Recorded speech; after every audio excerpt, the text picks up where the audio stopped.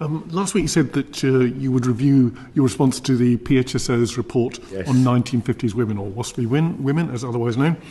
And this was said to be due to looking again at some research findings from a 2007 DWP research on automated pension forecasts.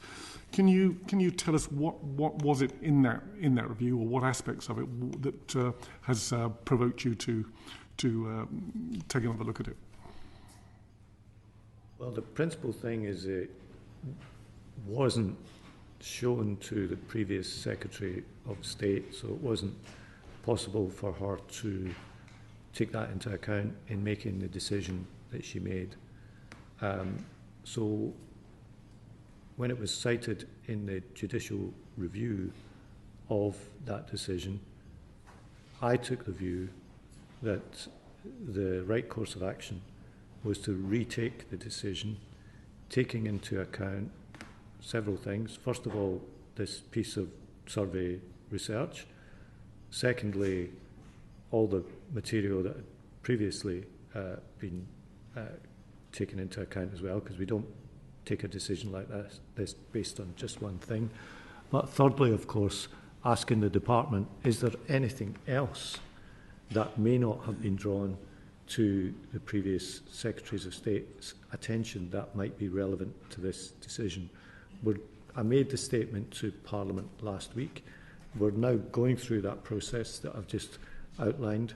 I think you asked me, Madam Chair, roughly how long will this take when we had the statement last week, and I said I would do it as soon as possible. I know that's perhaps a frustrating answer, but we're going through that process. I don't want to take too long about it, but I do want to do it proper justice.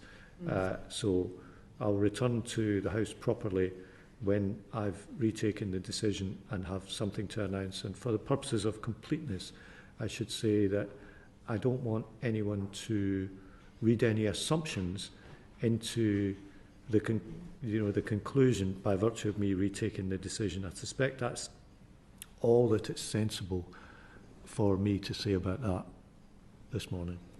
Yeah, I think lots of people are drawing assumptions, as is not surprising. So that's thank you for that clarification. So, was there anything particularly in the research that has? Well, it's in the library of the House. It's available to the committee. It's available for anybody that wants to look at it. It's a whole set of questions. It's a chunky document. It's about 150 pages, I think, and a lot of it is concerned with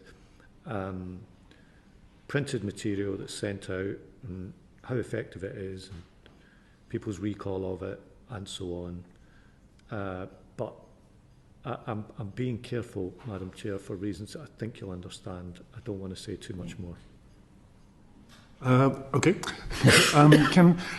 This research was provided to the PHSO prior to its report to Parliament. Yes. So there's a little bit of confusion as to why it's only just come to light. Yeah, it's a good question. It isn't new in that sense. The PHSO did have access to this.